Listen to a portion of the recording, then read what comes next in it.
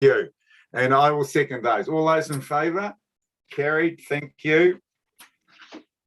Item 3, conflicts of interest. If we take those declarations as we go, thank you very much. I'm now moving on to item 4 on page 3.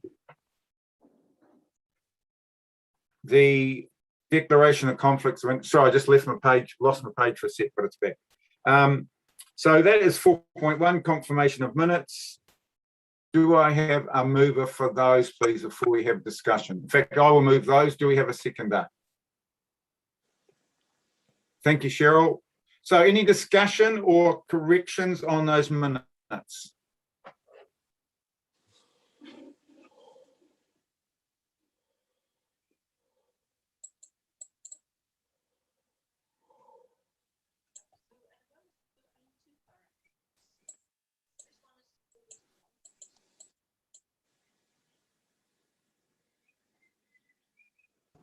Did we just lose Rick?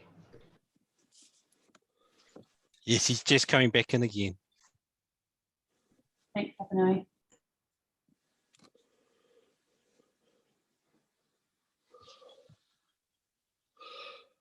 Apologies from me for being late. I just had some connectivity problems, but I'm here. Marina, Dave. Hey, mate. Hello, Cos.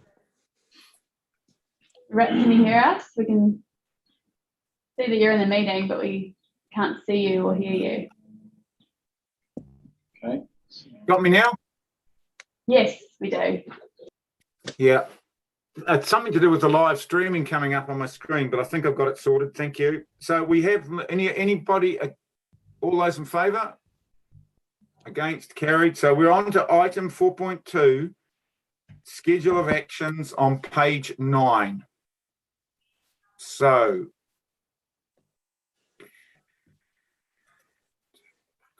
does anybody wish to speak to those? We have 3 actions there. Rick, I just need to note for action 2, there was a plan for the presentation to come to our Northland 4 together on the 23rd of November. Unfortunately, we've completely loaded that agenda with a presentation from mihi around the RMA reforms and DIA with the 3 waters. So I apologise profusely to Graham. You know, he's a much greater attraction than the others, but sadly we don't have space on the agenda. So can we just perhaps suggest that we move that to the Forward Together meeting in the new year? Thank you. Everybody happy with that? Graham, I can't really pick his expressions on his face, Cheryl, but he looks reasonably happy. So with that, thank you.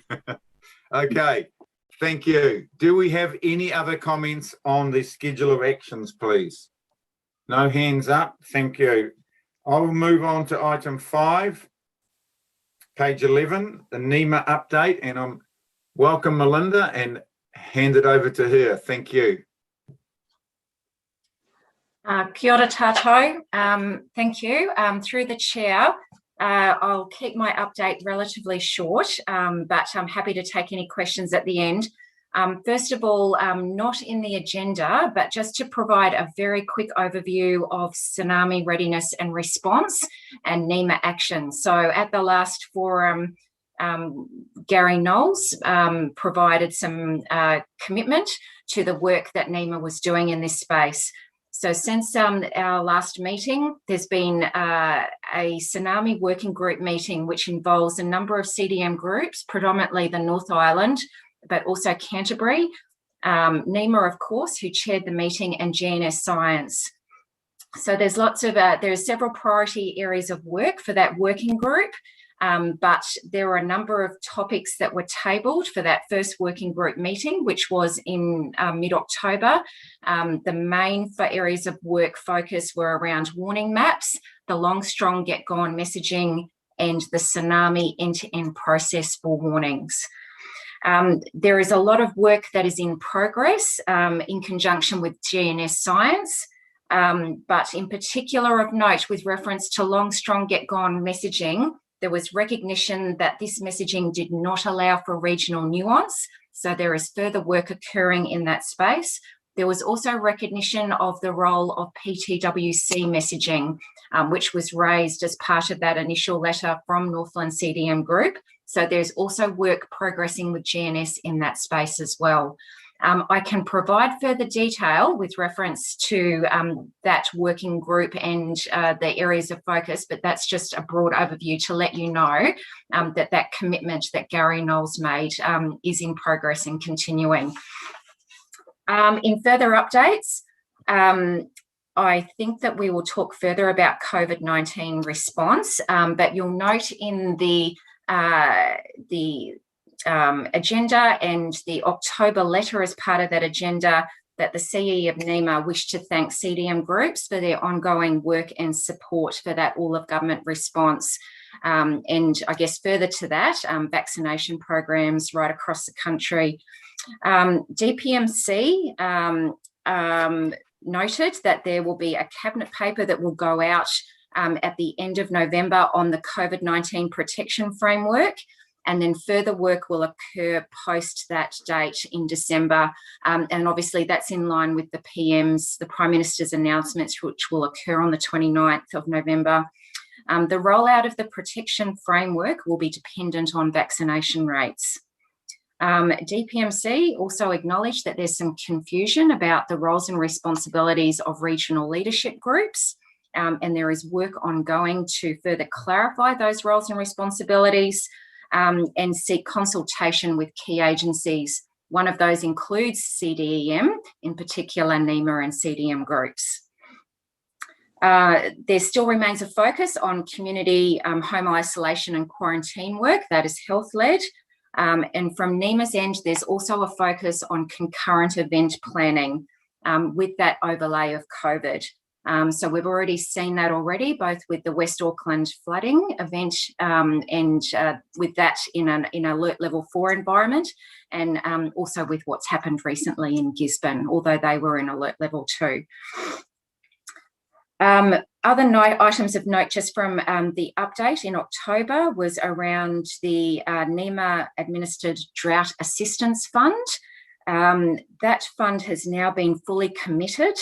And there are still some claims being processed, but no new claims can be accepted. Other points to note from earlier correspondence, but still relevant for this forum, is around senior leadership attendance by Nema at this forum. SLT attendance will be on an as required basis, either as requested by this forum, or also if there's something specific for senior leadership team to relay to these forums. Having said that, regional advisor support through Readiness is ongoing, so I will still provide any update and answer any questions that's separate to that SLT attendance. You'll see in the agenda there's a separate letter that talks about reset of regional engagement capability of Nema. So that's in particular the engagement with CDM groups by Nema of regional advisors. So that's people like myself. So you'll note in that letter that there is the dual responsibility of focal REMA support and also support REMAs. For Northland, support via myself as the focal REMA remains unchanged, but also there is some additional support through a colleague of mine, Chloe Marshall. She, as an apology and couldn't attend this forum, she also has focal REMA responsibilities, but will support pending what that focal REMA role looks like for her as well. Finally, very briefly, the Trifecta program of work, which is that work with the CDM Act, the plan and review and the plan order and guide to the plan, and the National Disaster Resilience Roadmap. Work is still ongoing in that space with policy development and the drafting of the new legislation out until May next year.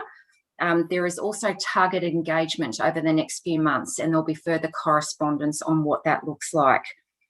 There is also preparation work for the review of the guide and the plan order and the guide to the plan but that has a longer time frame out until mid next year. That's a very broad overview, and I'm happy to take any questions. Thank you, Melinda, and thank you, Anna. I'll come to you in a minute, Anna. I just want to say, from my point of view, Melinda, we are, in terms of the senior leadership attendance, you know, you have been very, very supportive of us since you came on board. So I'm very happy that you will address all our issues. So I do appreciate that. And I am looking forward to meeting Chloe in that focal REMA role. So next time, perhaps, that'll be great. Thank you. I will go to Anna now. Thank you. And firstly, I apologise for the unusual background. I'm actually beaming in from a cupboard in a community hall because we're actually having a meeting, and I'm ducked out of our briefing to come in and do this. So there is the fuse box in the background there. My question is, I'm getting a growing amount of concern from individual communities around the response if there's an outbreak in that community, and sort of this is really sort of magnified by, you know, on national radio this morning there was a couple of GPs talking about the pressures in actually supporting people who are isolating at home. And I know that communities are wanting to be able to plan how they respond to that. Does that come in, you know, where does that sit? Is that a civil defence matter? Is it a health matter? Or is it everybody? And is there any work going on in that space at the sort of more ministry level around how to support communities to support themselves when there is a local community outbreak? Mr. Chairman, perhaps I'll start on that, given that we just had a session on this in the KEG meeting just prior. As you probably know, if you've been listening to the government's announcements, nationally we're in the transitional phase between the eliminate, stamp it out, alert level based national response and moving to the managing COVID-19 in the community, which is now being called the COVID-19 protection framework, which all of government response is actively working on developing. And while some parts of it, there is guidance on some parts, but some of it is still progressing, and we probably won't see some of the major parts of it until after the cabinet meetings towards the end of this month and the Prime Minister's announcements on the 29th. Is that right, Melinda? I understand that there may be other announcements. Of course, they're ongoing all the time, but the next big announcement regarding that framework is the 29th, Tony, yes. Yeah. So in terms of the regional planning for that, the DHB already has operational plans around supporting managing cases in communities. And in terms of a regional coordinated plan, the regional leadership group has started planning work, and that's an active program. And I might just get Chris McLeod from New Zealand Police, who's just been seconded to the DHB to work on the plan, and he can perhaps introduce the work. Yeah, Chris, you got him? That's a minute one. You there, Chris? I can't see him, Tony, on the... Okay. No. He was there a few minutes ago. All right, well, we've lost him. Well, if he comes on, we can grab him then, can we? Yeah, and he can just do perhaps a short presentation of the planning work. Okay, thank you. But yes, there is planning progressing on that, and the DHB does have a current operational plan to run the management of those cases. I think my sense is that I hope that's enough, but certainly the experience that they're having in the South Auckland is that the GPs network are just not equipped at this point to deal with it, and they're really struggling. So there is likely going to be a need, almost like our community response plan, but kind of drilling into just around a community outbreak. How would a community manage that? But I know Te Hiku have done some really good work in that space, and I've been working with the Mangawhai community a little bit on how they might pick up on that work and make their own plan. So there's I guess what I'm flagging is there is a mobilization in the community, and it's a question of how do we support that and make it sure that it's mobilizing in the right way. Yeah. Anyway, thank you for the opportunity to talk about that. Thank you. I don't see any other hands up, but I do want to welcome Penny Smart as chair. She couldn't get on before, so thank you, Penny. You're on. That's great. I don't see, is anybody else I've missed out? Don't think so. Good to see the alternates here as well. Thank you.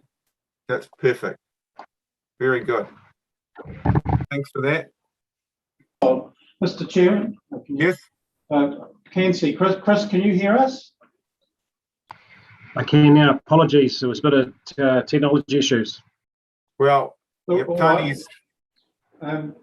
Chris, again, could you just perhaps just do the summary of the planning work and where it's at? Should we put up the presentation for you, or can you do it? Probably not on the laptop I'm working on, so I'll probably just talk it through, and then I can share it with the wider working group after that, if you like. We can put it up. Excellent, thank you. It would be good to have it up. Thank you. Is it this one? So just as a starting point, kia ora everyone, sorry about being late there, just a few issues. So been seconded across to the DHB for 3 months to assist with, I suppose, the weave of the planning that's been done by the DHB, linking in with all of the great work in the mihi that's done by other government agencies, iwi, all our collective out in the community.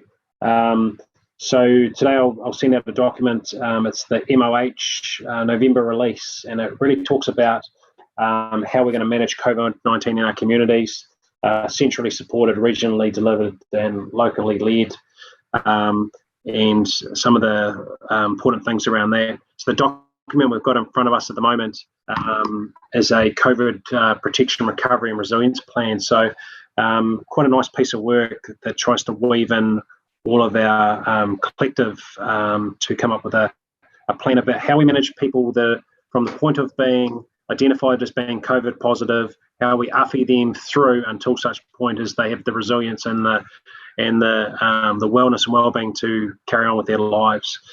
So the mission there, local and central government agencies working together with iwi for the wellbeing of Northlanders. So designing something really special for us up here that's fits within the geographic areas and builds on the networks we already have in place. The objective there, the NRL group, state of readiness to respond to COVID-19. So it's just on our doorstep. Lots of more positive COVID cases today. More recently this morning, announcement of some positive cases over in Dargaville, and then we're working heavily on that at the moment. So, you know, with a lot of the changes coming, we just need to be ready to react in that respect. They're guided by our values, bit below in the yellow. This really fits with all of our mission statements and everything from all of our government agencies. So, you know, like putting Northlanders first, focused on making a real positive difference for our people, a commitment to the treaty and outcomes for Māori, and how does that work, and building on the networks we have already and our iwi relationships. Working together with transparency across agencies, being an advocate for the Northland voice and for our community voice. So what may be good for Te Hiku may not be great for the Hokianga and may not be great for Kaipara. So we're trying to design specifics for each area and have a localised response. Just being the resilience part of it and challenging ourselves in the collective sharing of resources on the far right hand side there, being individually responsible and accountable. So they're all the value statements there. The triangle looks at it from a three-prong approach where we all cross over. So where does health lead around the vaccinations, rapid testing, community isolation, MIQs, SIQs is another term, and I heard CIQ today, so supported quarantine facilities. What does it look like for Northlanders? And from a DHB perspective, we're working heavily on that at the moment around whether whānau or individuals would be best to isolate at home or whether they'd be better to have some sort of supported accommodation through their journey of COVID. And also just an IT development. Some really promising. An IT solution that can manage individual cases from time of being notified of positive right through their journey until the point that they're actually able to carry on in the community and live normal lives. And how does that cross over with iwi, welfare, wellness? How do we build and leverage off our existing relationships that a lot of us, the government agencies, already have and non-government? And then the bottom at the bottom, the roadmap to change. Just putting a timeline around it. I've only been with the DHB 3 days now, so looking at how we can operationalise a plan and deliver something solid back within the next couple of weeks. If the government is right, the borders, the decision around the borders will be made soon. So what, therefore, what does that mean for Northland? What does it mean for tourism? What does it mean for COVID spread? And how will that affect us? So this is something we need to be quite swift on. That's the COVID protection, recovery, resilience plan, which has been supported by a number of agencies at the moment.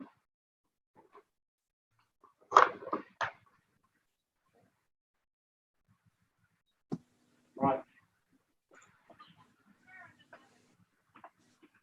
Thank you. Okay. Sorry, Tony, where you go?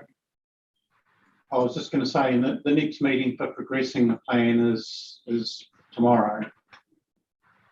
Okay, thanks, Chris. Very impressive for seeing you only been here 3 days. So thanks for that. That's great.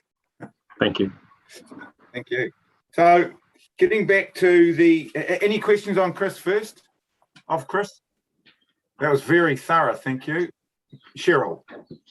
Not a question as such, but Chris, fabulous to see the cohesive nature of the teams working together. And I know that this is something that has been spoken of, so I'm really pleased to see the actions that are coming out of that and the interconnectedness between health providers and iwi health providers.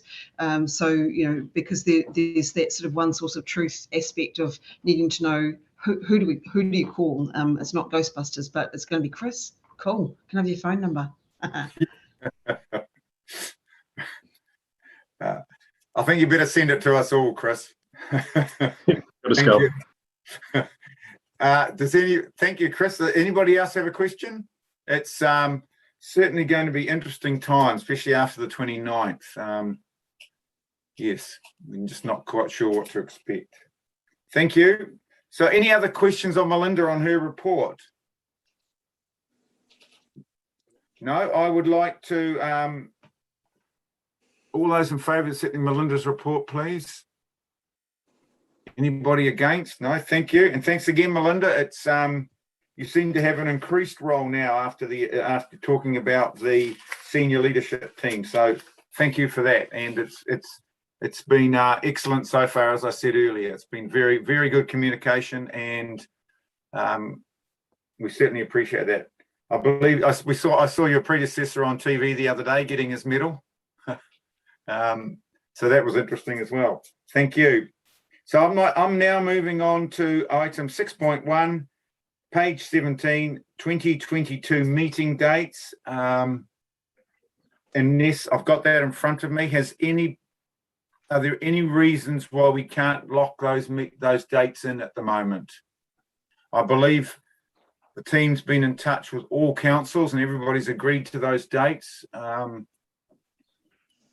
Cheryl. Rick, meeting dates are fine. I'll just put my formal apologies in for the November 2022. I will no longer be the mayor. Thank you, Cheryl. Thanks for that. I'm sure, well, we'll have a lot more to say about that on the 6th of September. Thank you. Right. So I'm now moving on to item 6.2, the KEG Chair's Report on page 18. And Tony, I know you've got a few comments. Look, I'm just going to say goodbye to my daughter quickly. She's off to an exam, so I'll leave it up to Tony. Thank you. Thank you, Chair. Right, so just highlighting a few things. Unless you've been somewhere else, you'll have noticed there's been a wet spring and that we've had a few weather events. And as you'll see later in the agenda, we did just have a bit of a summer season drought assessment update, which so we'll leave the comment on that till then. So just if anybody's got any questions as we go along. So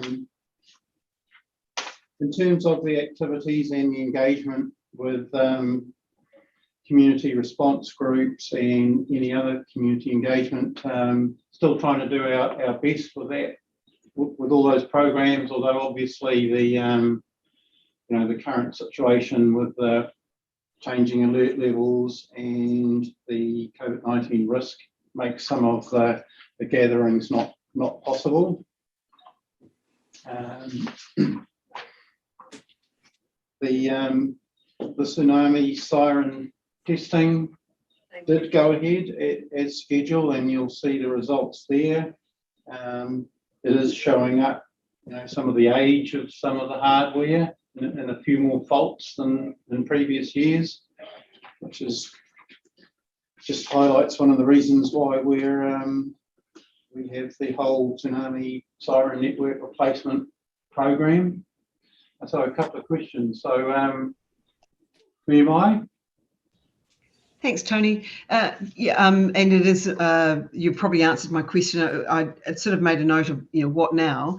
Can you remind me what the program is of upgrades to the Tsunami Siren network, and also what happens if the sites are not due for an upgrade and we've got a malfunctioning or strobe lights not working, etc. Are we doing any actions on repairing those? Or thank you. The list of faults is with North. The Whangarei ones are with North Power to repair. I think they've got a bit of a backlog of work, but it is with them to get the repairs done. Yeah. In the overall big project. Sorry, the rollout's due to start next year. Right. We're starting the rollout for replacement with the new sirens from the middle of next year. But in the meantime, we'll continue with the testing of the old ones to check that or the current ones to, as per our normal program, and get them fixed if they're not working. Tony, can I just thanks, Cheryl. I'm back. I'm obviously back. I just wanted to. How long will the rollout take? And are there any extra ones going? There's less going in. I just wanted to remind us. I think there's less going in, but stronger. Is that right? Yeah, that's correct. Yeah. So the new sirens are got greater reach. There will be less, but there'll be greater coverage. The rollout should take perhaps up to 2.5 years to get them all complete. Thank you. Right, back to you, Tony. So something else said there. Oh, right, yes. Oh, that's for me. Just not really a question, more of a statement. I was referring to the Vaxathon Saturday week ago or whatever it was, and the regional request for help. So our guys had very short notice to assist the DHB with the Vaxathon, being the day before. Phone calls were made. with the combined agency effort with DOC and FENZ, helping both Sarah and Bill. An excellent relationship in the far north region means that they have the ability to get things done. And what I would just like to take my hat off to them and say, a job bloody well done. Thank you. Thanks, Dave. All righty, thank you. All right, carrying on. So we are carrying on with the SIMS training program, despite the current circumstance, and getting good participation. You want to add anything? No? Okay. Anna's got a question, Tony. Yep. Yeah, I noted in your reports that Demi has left us, and just wondering what the plans are for replacement, because obviously having a civil defence person is quite important right now. So the recruitment process to replace Demi is well underway. It's been advertised, and we're shortlisting the applicants at the moment, and hopefully have an appointment made prior to Christmas. And we recognise how important it is to have those positions filled. If we were to have, I'm just thinking again in terms of these communities wanting to sort of accelerate their own plans, would it be possible if to sort of hook into someone else from civil defence in the gap? Because like I say, I know there are communities already wanting to get on with setting their own plans up, and it would be really good to have that input. I think it's always possible. We're also working with FENZ and police to get some condiments across for 6 months to fill some of the gaps that we've got as well. Okay, so if communities are ready to rock with something, I'll let you know, Tony, and we can take it from there. Yeah. Definitely. Thank you. All right, continuing on, the 2022 training schedule set out in the report. In terms of the welfare coordination group, the group welfare manager did a week stint in Auckland, supporting Auckland group, and also the welfare coordination group had a meeting last week, and is progressing the welfare services directory project. The Lifelines group is also, as you'll see, progressing the infrastructure climate change risk assessment project. And the Northland Air Operations Plan is, so we've completed by the end of the week. Demi's working on that for 3 days this week. Thank you. Is that it, Tony? Councillor Kerner's got a question. Thanks. Yeah, I was just wondering, I might have missed it, but how the climate change work is being funded. So the National Resilience Fund is funding part of it, and the Northland Regional Council are contributing some funds as well. Great. Okay, thank you. That's clear. All right. Thank you. As to the rest Sorry, of the... Rick. Yeah, just on that point about the climate change, we've got the climate change adaptation group, Te Tai Tokerau, and just wondering what the connectivity is between that work that they're doing and and Toss has got the answer to that. What's the bet? Toss, are you answering, are you? No, I'm not. I've got another question once. Okay. Finished. Thank you. Yeah, it's just in our meeting we had an update from Bernadette and the team, and I suggested that that they connect with the civil defence, because the obvious connectivity between the work that they're doing was really relevant. So I'd just be keen to know how and when those the groups are making a connection. So I can advise that they are integrated. Project's been set up. It's based on a project that was run in another region.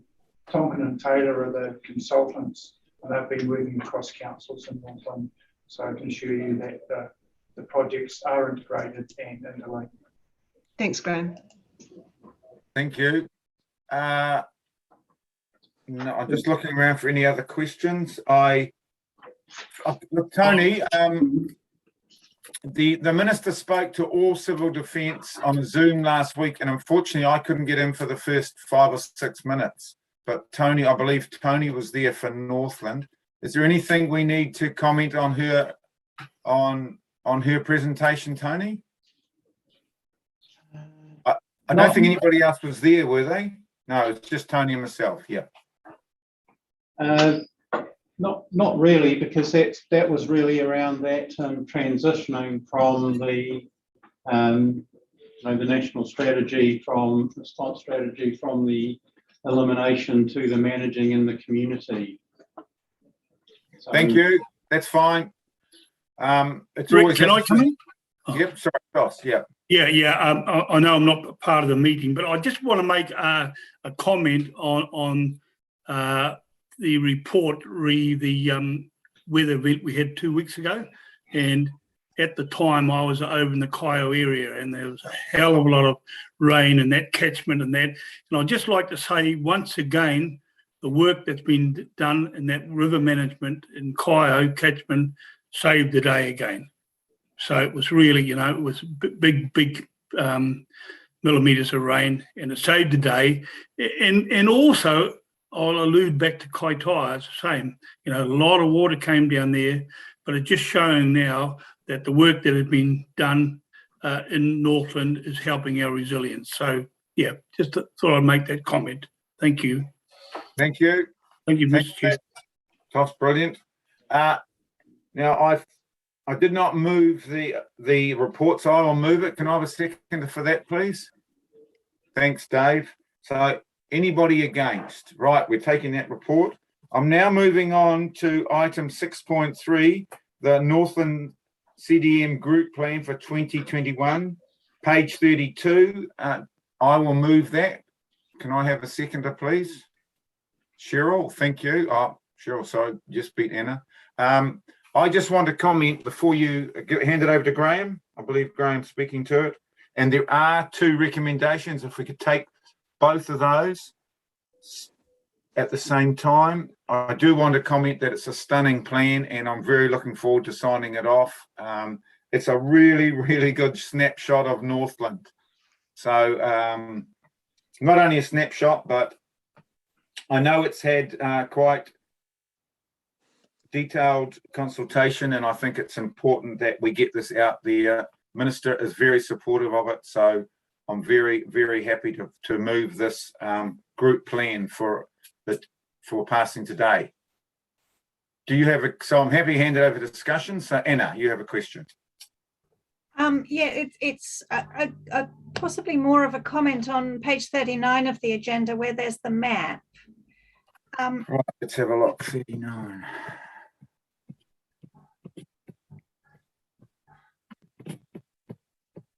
Right, got that. There's a bit missing, Rick, which may also be of concern to you. Mangawhai. It does form part of Northland. I just wonder, is it too late to shift that map? We're particularly sensitive to that because the destination management plan also lost a bit of Kaipara. So we are particularly sensitive when we don't get included in the map.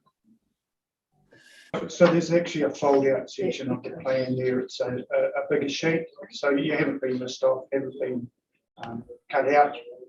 It is there, and it's on a sheet that actually folds out. Okay, all right. So well, that can't be covered in the online version, Graham, or it's. yeah, Yeah, we'll get that amended so that it. yeah, just if it was just shifting the map over would be great.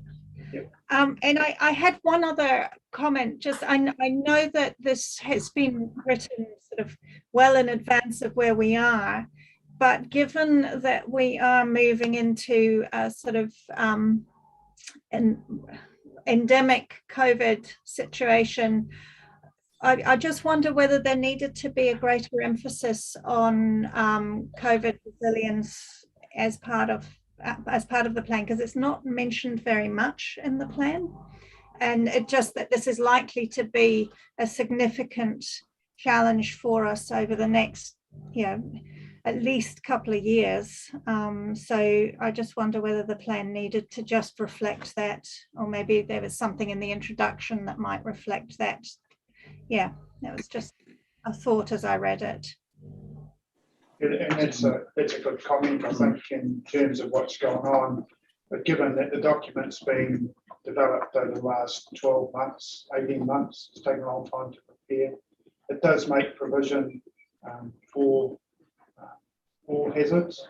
So it's a high-level strategic document. It does point to the fact that pandemic is a high risk for Northland and our communities. So, as I say, it's a strategic high-level document, and all the other planning that goes on is underpinned by these national plans that we're now seeing come out. Okay, are you happy with that, Anna? I'll live with it. Okay, thank you, because it is covered. I'm just trying to get to the page number myself where it had. No, I can't get it in a hurry. Oh, yes. So it is covered really on page 48 of the plan. 48 of the plan in terms of the hazard scape, and Yeah. it's got it there and in the top of the hazard scape. Yeah, I'll accept that we're way down the track, but if there was an opportunity just to put a sentence into the introduction just to say that this is an emphasis, it is an important matter, but it's not, although it's not emphasized hugely in the plan, but it is an important matter.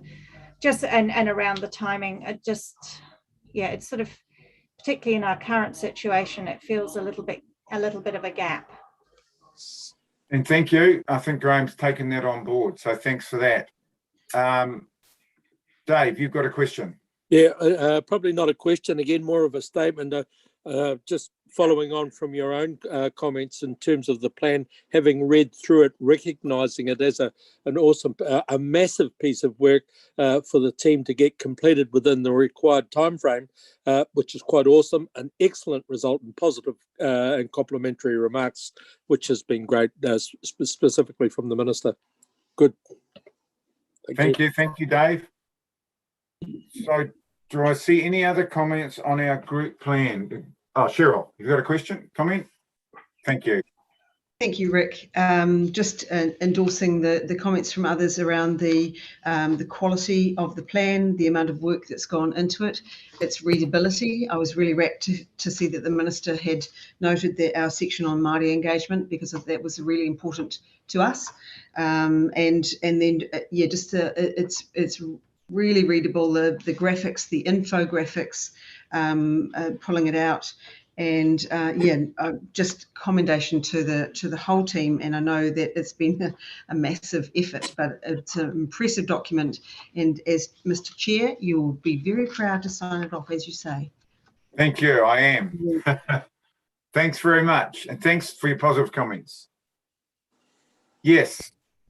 Councillor Connor has a comment. Yes, Councillor Connor, yes. I just wanted to make a quick comment on the it's one of those things that's a little bit picky, but the fact that on page 75 that the gears in the diagram would actually all turn.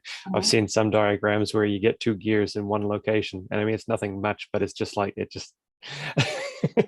is readable, it is possible to get through, and it's for somebody who doesn't like to read too much, it's actually able to progress through. So no, I just wanted to say well done as well. Thank you. I'm just looking at that page.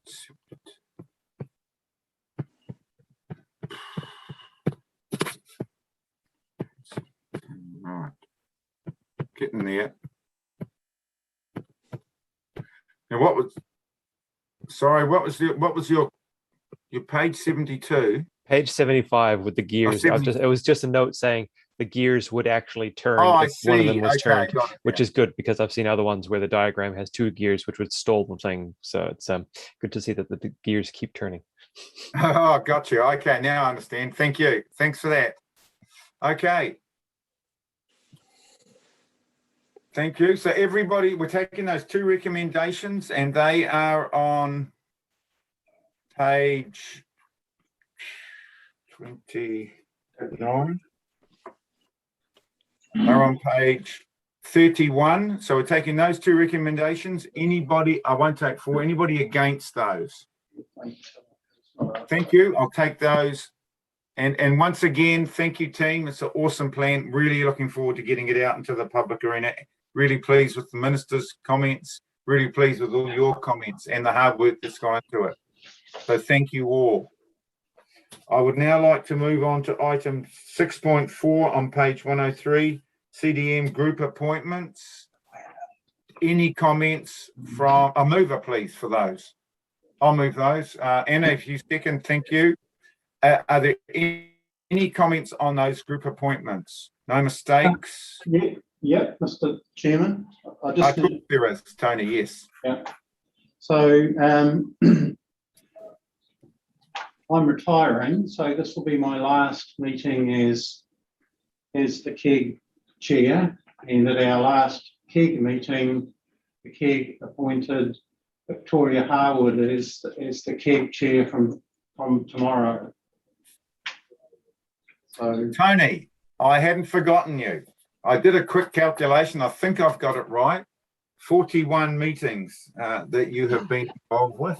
So on behalf of Civil Defence, look, you're always the go-to man for me, Tony. So even though you may be retiring from this role, I'll certainly be asking you some questions, as I'm sure the others are, because you're not only your institutional knowledge, but your knowledge of Northland is very well respected, and I personally, I'm very, I always go to you for comment. It's a lot more difficult in the last couple of months, seeing we're not loud in the building, but I do appreciate our chats, and I appreciate your forthrightness and being very, very upfront about any comments, answers to questions that I ask. So thank you, and I do hope you can get to Australia in the new year to see those grandchildren. So thanks very much on behalf of all of us.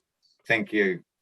Mr. Chair, I'm pretty confident that we're all being left in good hands, and as has been demonstrated, we've got I guess 2 things. One, a pretty good professional team, and that we've also across the region got very good engagement from all our stakeholders. And I said to my KEG colleagues that it's one of the things that I've enjoyed and got really been the most rewarding things I've done in my long time in local government in Northland, has been the Civil Defence Group, and particularly because of the level of collaboration and engagement.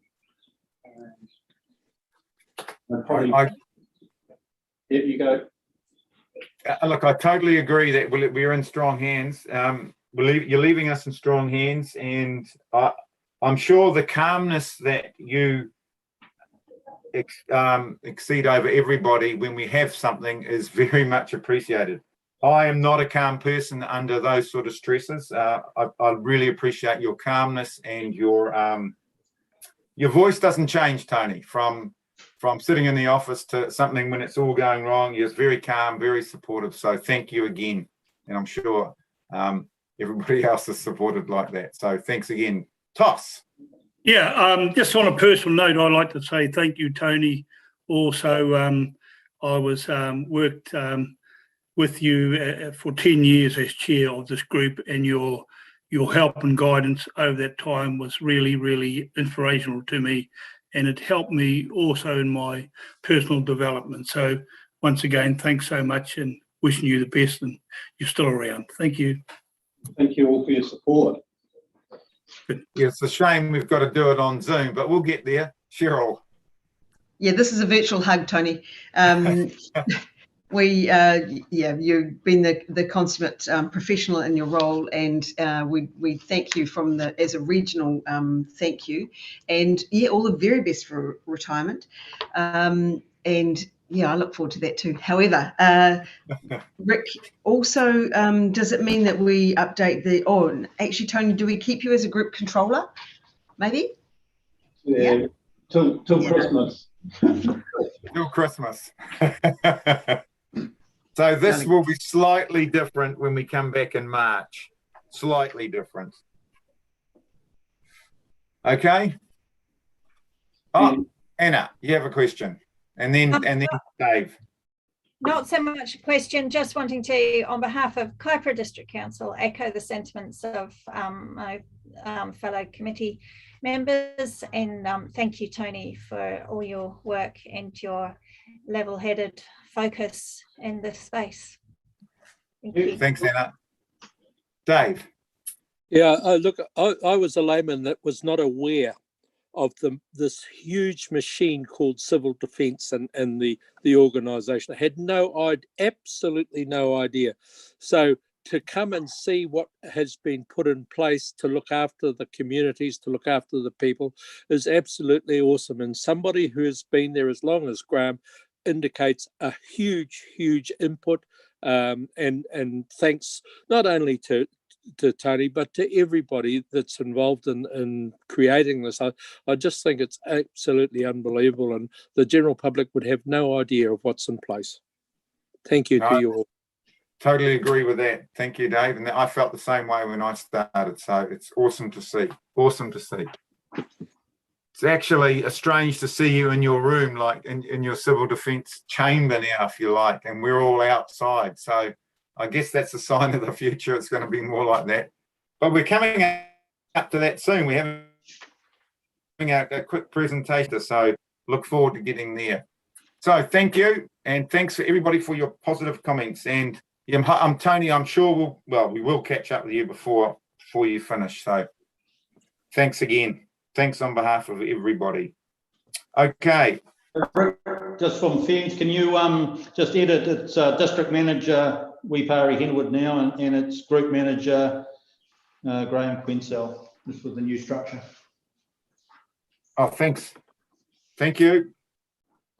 Got that, Laura? Yes, I do. Thank you. Thanks very much. Thanks for that. So anybody against?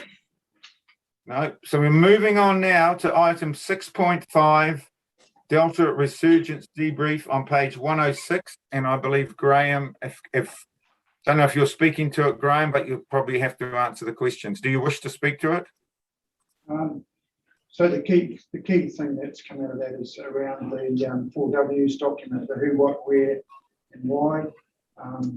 So we'll be updating that by the end of the week, and it's also feeding into another project that Ben Ivey has been running to get an online system set up to do that as well.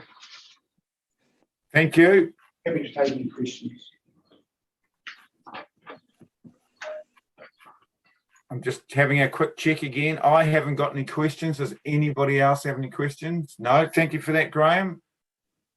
I'll move that. Do I have a seconder? Anna, thank you, Anna. Anybody against? Right, thank you. No, I haven't missed anybody. We're moving on now to item 6.6, page 109, Summer Season Drought Assessment. And even though your name is not on it, Tony, I believe you're speaking to it. So I'll hand it over to you. Thank you. Yep. So I'll take it as read, but basically this was just following on from the discussion at the last group meeting, just an update on the sort of risk assessment of there being a drought this summer. And I think you'll see from the cumulative rainfall plots that while there might have been a bit of a dry start to the year, particularly in the southwest, the spring rainfall is pretty much now put everywhere apart from that Dargaville plot, well over the average rainfall line by some couple of 100 millimetres. And if we have a look at, and we'll just share the October map.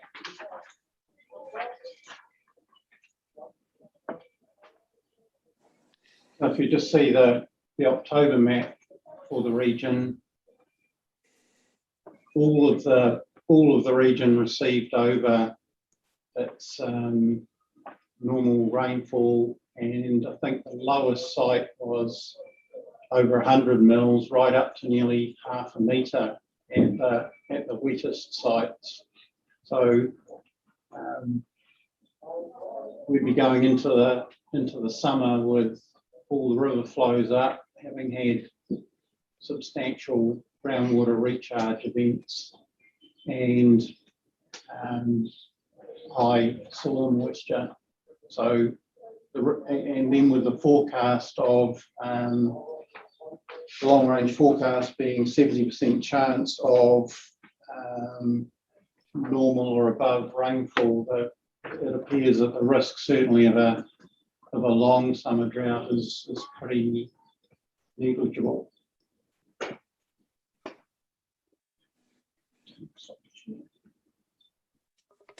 Thank you. I'm sure are there any comments? I've got a few comments, but I thought I'd give other people a go first. Anybody else? Yeah, Rick, if I could just step in here. I live next door to Lake Ngātu, and that has been, over the past 3 years, dropped dramatically, probably down 1.5 meters considerably. That has recovered to the stage where it's probably got about 400 mil to go to be up to where it was prior to the rain falling off. So we've had considerable recharge of rainwater catchment up here. Brilliant. Arnold. That's great. Perfect. Thank you. Good to go. Good. What are we now? The 7th, 10th of November. So it's a good start, isn't it? And it's looking rain for this weekend as well. So it's looking positive for the summer, definitely. My question was just around the cyclone season outlook. Tony, any update on that? Or it's it looks like we're going to have at least one or two. Yeah, but it's a pretty early season prediction.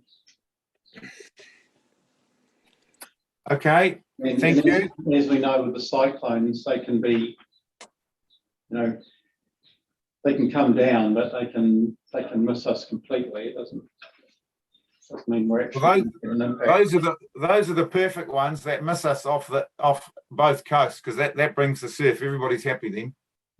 Perfect. No rain, but plenty of surf. Thank you. It is funny when Toss is talking about the flooding in Kaipara and Kaipara, and here we are, and Kaitara, and here we are talking about the drought. So it's a funny old world at the moment, isn't it? It certainly is. Thank you, everybody. So, Laura, did I have a mover for that? No, you didn't. Can I have a mover and Dave? I'll thanks. so move. Thank you. And I'll second. Thank you. Anybody against? Thank you. Now, moving on to our final item, 6.7, page 114, our multi-agency report. And I believe we're handing this over to Fire and Emergency, are we, to have a chat about? Are they going to share are you guys going to share your screen? Or not going to? You want to do it before I do it, or should I do it? You two talk. Okay, where are we? You just want. Yeah, so today we've got Mel Tipton, our regional property coordinator or manager for the whole of the Auckland region, and we've also got Chris, who's designer here as well. So I'll pass over to Mel so we can get straight into it, and I'll operate the screens. There you go, Mel. Thank you. Hi, yeah. Good morning or good afternoon nearly now. I appreciate the opportunity to present the overall brief of where we're up to in the investigation and feasibility phases of the project. Tony and Graham asked me to get involved and try and put a feasibility study together. So what we've so I'll just introduce Chris, who's the architect and does project management for Fens for the last 15 years. So he's well averse of what fire Fens' requirements are. So the idea of the feasibility study is to get down to nitty gritty and needs and wants, and to establish that up front, so we're minimising risk when we come to do the construction. And it's about trying to get the how can I put the information so we can gather that to put a business case together to proceed forward and go for funding. So no further ado. I mean, I can, if you've got questions or you want me to go right through the presentation, it's up to yourself. Chair, I'm happy to take it as read. I've got it in front of me. Would anybody like it brought up on the screen? I can't see any hands coming up. Well, I can see the little. I can see. Oh, you brought it up anyway. Okay. So the point I'm making at the end of the day, we can just do bullet points through the whole thing if you like. You know? That'd be great. Thanks. Thank you. We're doing well with our time, so thank you. So we're currently working on the feasibility for a Northland multi-agency coordination centre. The centre will be a joint amalgamation of the emergency services.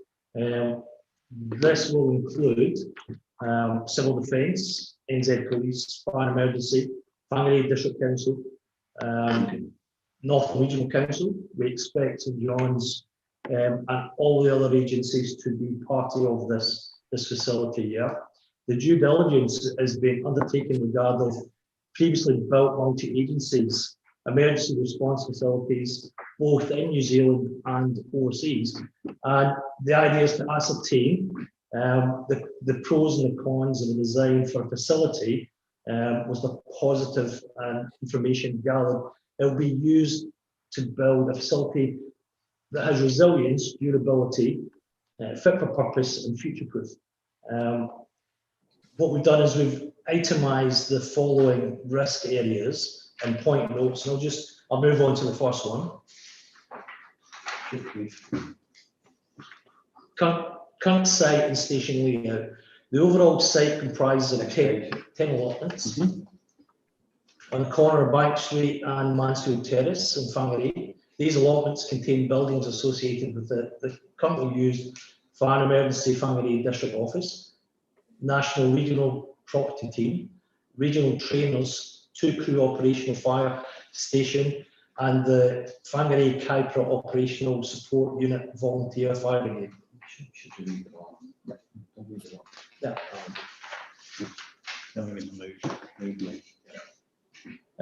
Number 2, the proposed site description. The proposed site comprises of 2 allotments to the rear of an access through Mansfield Terrace. The land area is estimated at 3,150 metres square.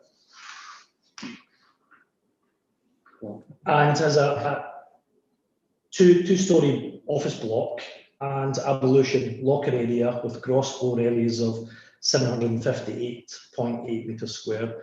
Evaluation has been carried out on the property for the purpose of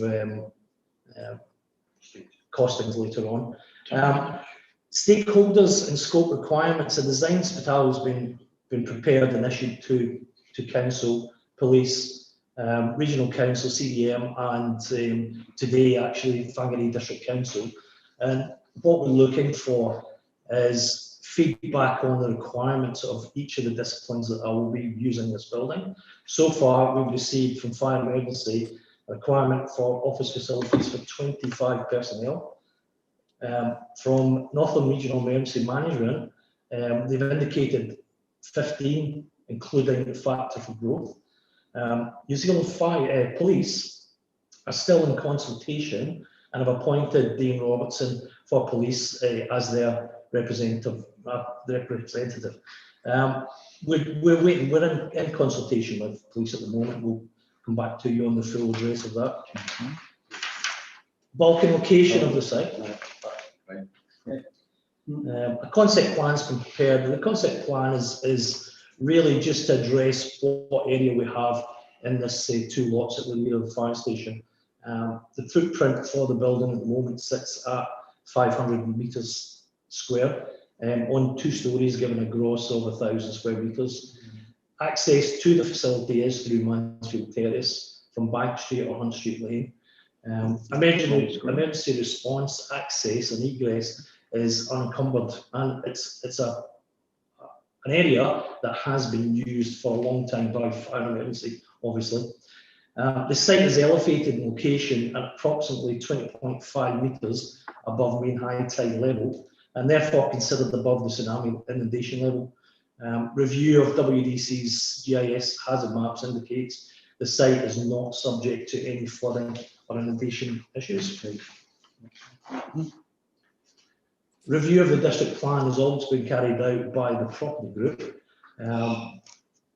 and subject to confirmation from council and a pre-application meeting, it's considered that both the subdivision and land use proposals are likely to be feasible with this proposal for this multi-use building. We go to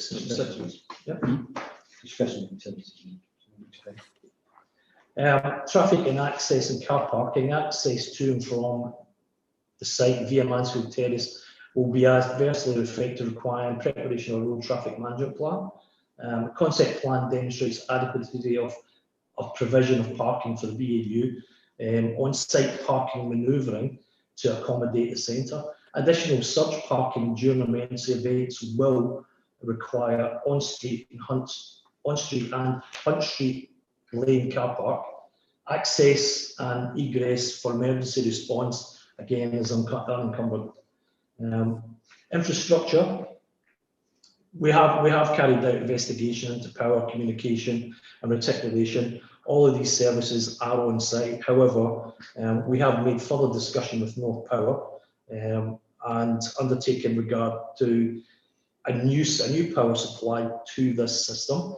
And we've looked at a dedicated power supply coming from Bank Street, thrusting through to the site and installing a new transformer on site. We have estimates for cost for that. We've also looked at resilience for the purpose of water supply, above ground supply in the station. We've switched over for resilience for waste and control. And the building will have power resilience as well as per every fire station running the country. Geotechnically and with regard to land instability, WEC GIS hazard maps have been reviewed, and the building car park area is indicated in low instability. Northwesterly boundary shows high to medium instability. A geotechnical investigation and appraisal of the proposed building site is to be undertaken. This will include confirmation of the seismic subsoil site class in accordance with NZS 1170.5, an assessment of any hazards posed to the building site, and mitigation requirements to provide a high level of resilience in accordance with the requirements of IL4 buildings. We have received quotations for these, and we're currently looking to get an instruction made.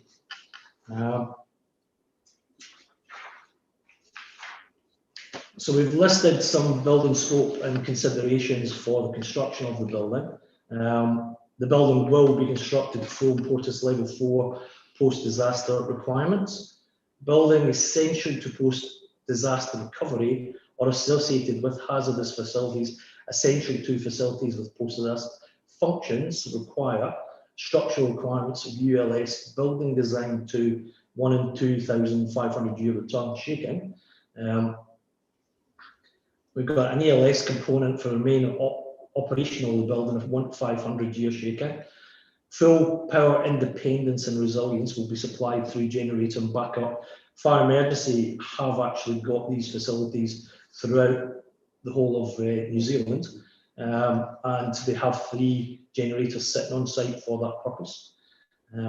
Communications, the chorus paper 2003 NZSEE conference, microwave, digital, analog and AM microwave transition for communications has outlined what we need for this building. Again, potable water supplies will be there. We're looking at having 2 potable water storage tanks for the building. Again, gas and water heating is another on-site, and we will have gas tank supply on-site for that purpose as well, for resilience.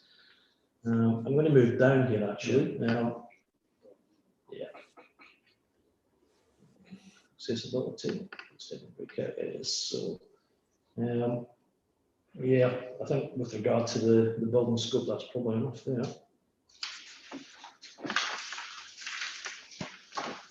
Structural requirements, the post-earthquake structural design requirements for the Emergency Operations Centre are outlined in the NZSAE 2006 paper 41 and framed by both Civil Defence Emergency Management, the CDEM Act, and the loading standards of ASNZ 1170. The building will require to meet full importance level 4 resilience, and the review covers that. Financial expenditure and financial agreement, a feasibility study and consultants' fees to date have been borne by FENS. A memorandum of understanding regarding ongoing fees is to be discussed and consolidated by all agreed stakeholders. And currently the feasibility is ongoing. We have been slowed down by the effects of COVID, but we are hoping to have this feasibility closed off by late January, early February, and we will report back again on completion of that. Thank you.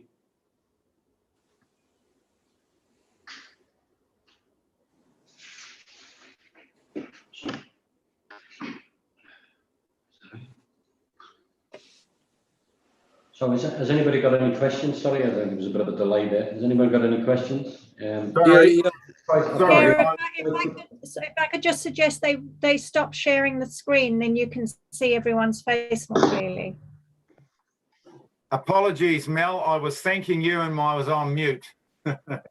Yeah, I've got to be honest. It's quite. I've got to be honest. There's quite a lot of like detail in that, really, to be honest with you. But at the end of the day, what we're trying to do is get as much information as we can, so it's up front and everybody can see what costs and risks are associated with the project. You know, so it will be in a better form when we consolidate to the full feasibility. It's just to give you a flavour of what type of depths we're going to actually implement the feasibility. No.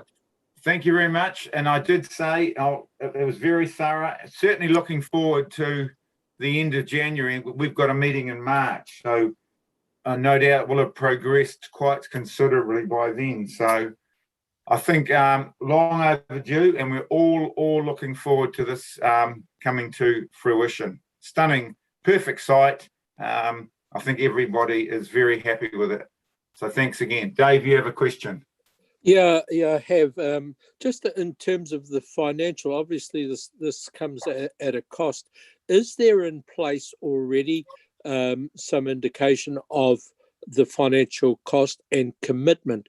I would imagine that there would need to be commitment in terms of long-term plans. And I know that the Far North District has not at this stage included that in their LTP as to whether the others have or not. From what I can gather of a little bit of investigation, both WDC and the NRC have got it in their long-term plan, and I'm just wondering, what is that process going to take? So, Mr. Chairman, Northern Regional Council and WDC do have their shares of the funding in their long-term plans, and the Far North does have, so the Far North does have funding in its long-term plan to cover their share of the operating costs. All right, Dave? Yeah. So, Anna, I thought we'd get a question, yes? Just following on from that, you don't, Tony, you didn't mention Kaipara. What's the situation with Kaipara, as far as you're aware? I was just trying to remember, actually. I thought Tony was turning to be very diplomatic there, but he's trying to remember. we don't know. Possibly you could tell us. No? I'm yes, unable to give clarity on that either. But I think our heads. I'll be asking. Yeah. Our heads dipped on that one, Anna. I think, but I think we're all in. Regardless of the financial side, which obviously we regional council and WDC have committed, I think everybody supports it. It's just a matter of nutting out where your contribution is coming from. So there's no question we need it, and there's no question we need it going forwards. I have not visited the ones around the country, but I'm sure I know the team has, and I know they work very well. So there's no question that what we have at present, where you look at that tiny room that they're in now, Anna, and it's not going to work going down the track. So it's got to come. Very appreciative of the work that at FENZ is already all the money and effort they put into it. So thank you for kicking it off. And I think it's the logical site. It has to be up high. It has to be in the centre of town. So I think we're on a winner here. Just a matter of when we get the other councils on board in time. So thank you. Any other questions? Cheryl. Rick, just our friends at Fire and Emergency New Zealand, the buildings that are obviously would be demolished when the project proceeds, what's the current use for those now? Because I noted that there was about 700 and something or other square metres of space being used now, and we're going to 1,000. It just, I wanted to check I think I've been in one of them, but I can't remember why.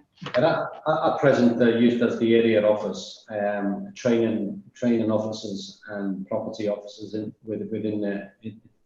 It's in the submission there, but that's the idea. We're going to move the 25 people that are working here now into an open plan area, and so it's going to be more economic and more ergonomic as well. The organisation FENZ are going towards a open plan environment, so that's the benefits.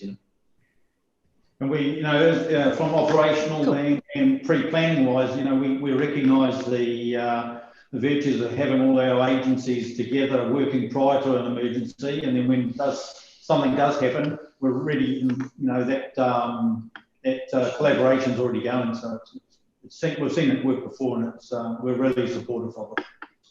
Cool, thanks, Graham. In relation to the question about the money, just to give you some idea of, I can't do a bulk and location and an estimate of construction cost at this stage because we haven't got all stakeholders' requirements in there.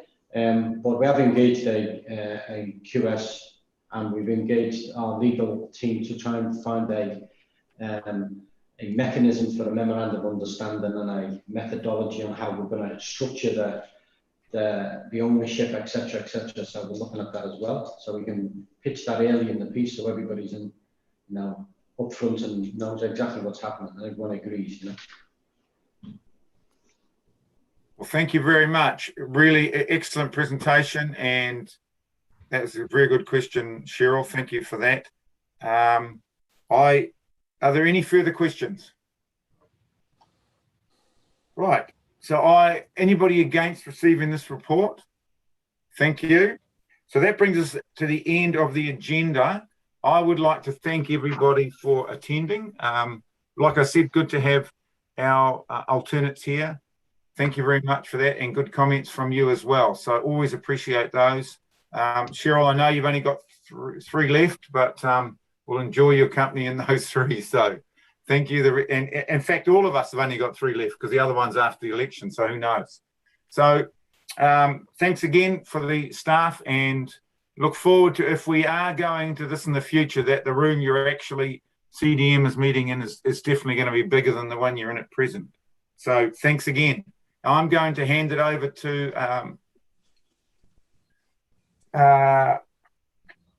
So I'm going to hand it over for the closing karakia to Laura. Thank you. Oh, thanks, Rick. Onuhia, onuhia, onuhia ki te uru tapinui, kia vātia, kia māmā, te ngākau, te tinana, te wairua I te ara takata. Kuia rā e rongo, whakairia ake ki runga. Kia tina, tina, hui e tai ki e. Hey.